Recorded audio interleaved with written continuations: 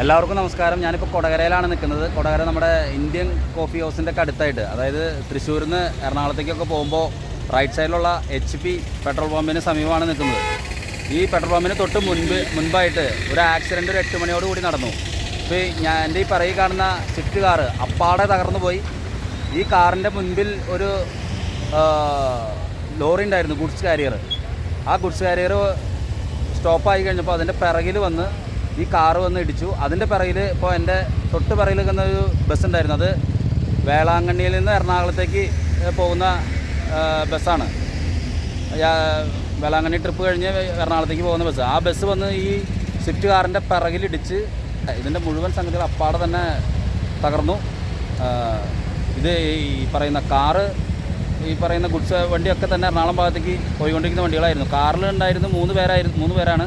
മുക്കാട്ടുകര സ്വദേശികളായ അയ്യന്തോൾ വീട്ടിൽ Joseph Thomas, അദ്ദേഹത്തിൻ്റെ അനുജൻ ക്രിസ്റ്റി തോമസ്, ഭാര്യ നിഷ ക്രിസ്റ്റി എന്നിവരാണ് ഉണ്ടായിരുന്നത്. ഇതിൽ ക്രിസ്റ്റി തോമസിനെയും നിഷ ക്രിസ്റ്റിയെയും ജൂബിലി മിഷൻ ഹോസ്പിറ്റലും ജോസഫ് തോമസിനെ മദർ ഹോസ്പിറ്റലുമാണ് അഡ്മിറ്റ് ചെയ്തിരിക്കുന്നത്. ഈ അപകടത്തിൽ സ്വിഫ്റ്റ് കാർ അപ്പാടെ തന്നെ തകർന്നിരിക്കുകയാണ്. പോലീസും അതുപോലെ തന്നെ മറ്റ് സംവിധാനങ്ങളും എത്തി വേണ്ട ക്രമീകരണങ്ങൾ ഇപ്പോൾ നടത്തിക്കൊണ്ടിരിക്കുകയാണ്. റോഡിൽ ബ്ലോക്ക് ഉണ്ടായിരുന്നു. 8 മണിയോടെയാണ് ഈ സംഭവം നടന്നത്. ഈ ഇടിച്ച കാറിൻ്റെ അവസ്ഥ നമ്മൾ നേരിട്ട് കാണുമ്പോൾ തന്നെ നമുക്ക് തീർച്ചയായിട്ടും തോന്നുന്നത് ഇതിൻ്റെ ഉള്ളിലുണ്ടായിരുന്നവരൊക്കെ തന്നെ വലിയ അപകടങ്ങൾ, ഗുരുതരമായ പരിക്കുകളോ മറ്റ് ജീവഹാനിയൊക്കെ സംഭവിച്ചിട്ടുണ്ടാവുന്നു. ഈ അപകടം ഉണ്ടായതിനു ശേഷം ഇവിടെ നാട്ടുകാരുടെയൊക്കെ അറിയിപ്പിനെ തുടർന്ന് ഫയർഫോഴ്സ് എത്തുകയും ഏകദേശം 1.5 മണിക്കൂറോളം വെട്ടിപ്പൊളിച്ചാണ് ഇതിൻ്റെ അകത്തുള്ള ആളുകൾ എടുത്തത്. അതുവരെ ഒരകത്ത് തന്നെ ഇരിക്കുകയായിരുന്നു.